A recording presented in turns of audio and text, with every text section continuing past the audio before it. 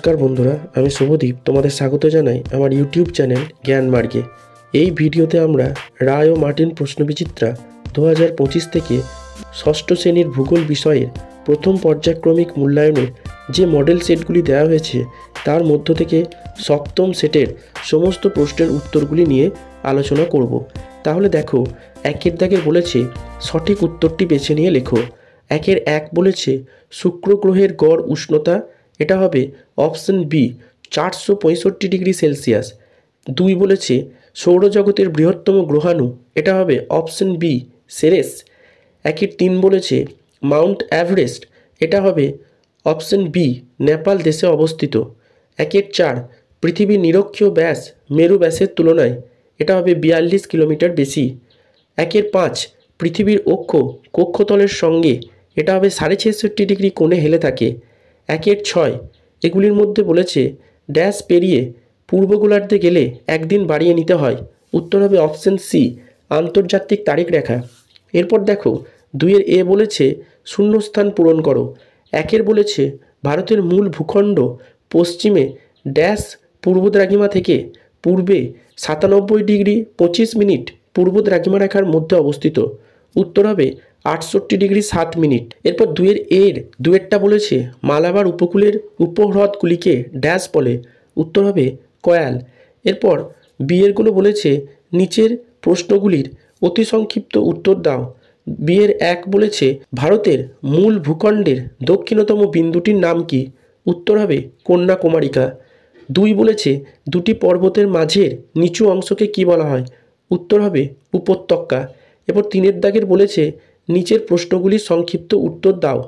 3-এর 1 বলেছে ভারতের দুটি বিশ্ব প্রাকৃতিক ঐতিহ্যপূর্ণ স্থানের নাম লেখো, উত্তর হবে পশ্চিমবঙ্গের সুন্দরবন জাতীয় বনাঞ্চল এবং আসামের কাজিরাঙা অভয়ারণ্য। এরপর 3-এর 2 বলেছে উপসাগর কাকে বলে, উত্তর হবে 3 দিক স্থলভাগ দ্বারা বেষ্টিত জলভাগগুলিকে উপসাগর বলে। 3-এর বলেছে নেপালের সঙ্গে ভারতের কোন কোন রাজ্যের সীমানা স্পর্শ করে রয়েছে, উত্তর হবে ভারতের পশ্চিমবঙ্গ, সিকিম, বিহার, উত্তরাখণ্ড ও উত্তরপ্রদেশ রাজ্যগুলির সীমানা স্পর্শ করে রয়েছে। এরপর 4-এর দাগের বলেছে নিচের প্রশ্নগুলির সংক্ষিপ্ত ব্যাখ্যামূলক উত্তর দাও। 4-এর 1 বলেছে বিষুবরেখা কাকে বলে, উত্তর হবে 2 মেরু থেকে সমান দূরে পৃথিবীর মাঝ বরাবর পূর্ব পশ্চিম দিকে বিস্তৃত পূর্ণ বৃত্তাকার কাল্পনিক রেখাটিকে বলে বিষুবরেখা।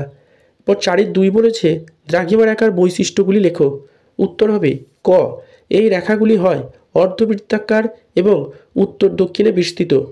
খ প্রতিটি দ্রাঘিমা রেখার দৈর্ঘ্য সমান হয়। গ 1 ডিগ্রি ব্যবধানে পৃথিবীতে মোট 360টি দ্রাঘিমা রেখা রয়েছে। এরপর 4-এর 3-এরটা বলেছে আকার, সংখ্যা ও দৈর্ঘ্যের ভিত্তিতে অক্ষরেখা ও দ্রাঘিমা রেখার পার্থক্য লেখো, উত্তর হবে ক অক্ষরেখাগুলি হয় পূর্ণবৃত্তাকার কিন্তু দ্রাঘিমা রেখাগুলি হয় অর্ধবৃত্তাকার। খ 1 ডিগ্রি ব্যবধানে অক্ষরেখার সংখ্যা হয় 179টি কিন্তু 1 ডিগ্রি ব্যবধানে দ্রাঘিমা রেখার সংখ্যা হয় 360টি। গ সকল অক্ষরেখার দৈর্ঘ্য সমান নয় কিন্তু সকল দ্রাঘিমা রেখার দৈর্ঘ্য সমান হয়। এরপর 4-এর 4 বলেছে নিরক্ষীয় তলের সংজ্ঞা দাও। কর্কটক্রান্তি রেখার মান কত আর পৃথিবীর কক্ষপথ কাকে বলে, উত্তর হবে নিরক্ষরেখা যে তল বরাবর রয়েছে তা হলো নিরক্ষীয় তল, আর কর্কটক্রান্তি রেখার মান হলো 23.5 ডিগ্রি উত্তর। আর যে বৃত্তাকার কক্ষপথে পৃথিবী সূর্যের চারিদিকে প্রদক্ষিণ করে তাকে পৃথিবীর কক্ষপথ বলে। এরপর 5-এর দাগের বলেছে নিচের প্রশ্নগুলির উত্তর দাও। 5-এর দাগের 1 বলেছে ভারতের উপদ্বীপীয় মালভূমি অঞ্চলের সংক্ষিপ্ত পরিচয় দাও, উত্তর হবে বিন্ধ্য পর্বতের দক্ষিণ থেকে শুরু করে দক্ষিণে কন্যাকুমারিকা অন্তরীপ পর্যন্ত ত্রিভুজের মতো দেখতে ভারতের উপদ্বীপীয় মালভূমি অঞ্চলটি অবস্থিত। এই মালভূমি 3 দিক পর্বত দিয়ে ঘেরা। উত্তরে আছে বিন্ধ্য, সাতপুরা ও আরাবল্লী পর্বত। পশ্চিমে পশ্চিমঘাট পর্বতমালা, নীলগিরি পর্বতমালা, আনাইমালাই ও পালনি পর্বতমালা অবস্থিত এবং পূর্বে আছে পূর্বঘাট পর্বতমালা। এই অঞ্চলটি পৃথিবীর এক অতি প্রাচীন ভূভাগ এবং গ্রানাইট, নিস প্রভৃতি প্রাচীন শিলা দ্বারা গঠিত। সমগ্র অঞ্চলটির গড় উচ্চতা 600 থেকে 900 মিটারের মধ্যে হয়ে থাকে। সমগ্র মালভূমি অঞ্চলটি পশ্চিম থেকে পূর্বে ঢালু এবং উত্তরের তুলনায় দক্ষিণাংশ ক্রমশ উঁচু। এই মালভূমি অঞ্চলের উত্তর পশ্চিমাংশের এক বিরাট এলাকা কালো রঙের ব্যাসেল্ট শিলা দ্বারা আবৃত। এই অংশের নাম ডেকান ট্রাপ। এরপর 5-2 বলেছে সিন্ধু নদের গতিপথ বর্ণনা করো। উত্তর হবে সিন্ধু নদ তিব্বতের মানস সরোবরের নিকটবর্তী সিনকাবাব জলধারা থেকে উৎপন্ন হয়ে উত্তর পশ্চিম দিকে প্রবাহিত হয়ে প্রথমে তিব্বতের মধ্য দিয়ে প্রবাহিত হয়ে পরে ভারতের কাশ্মীর রাজ্যে প্রবেশ করেছে। এরপর আরও দক্ষিণ পশ্চিম দিকে প্রবাহিত হয়ে পাকিস্তানের প্রবেশ করেছে। অবশেষে এই নদী দক্ষিণ পূর্ব দিকে প্রবাহিত হয়ে আরব সাগরে গিয়ে পড়েছে।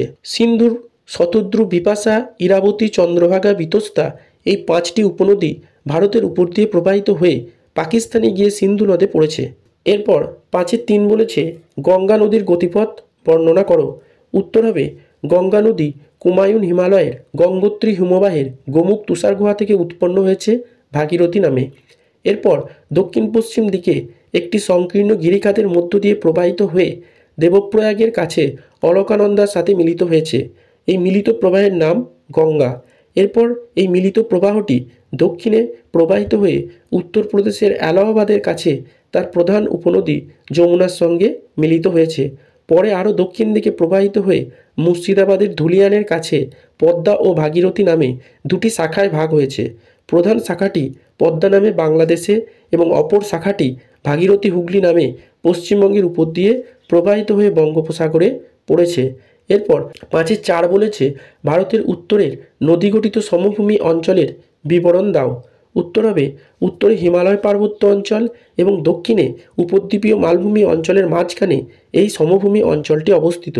ভারতের পাঞ্জাব, হরিয়ানা, উত্তরপ্রদেশ, বিহার, পশ্চিমবঙ্গ ও অসম রাজ্যগুলির মধ্যে এই সমভূমিটি অবস্থিত। সিন্ধু, গঙ্গা ও ব্রহ্মপুত্র এই সমভূমি অঞ্চলের প্রধান নদ নদী।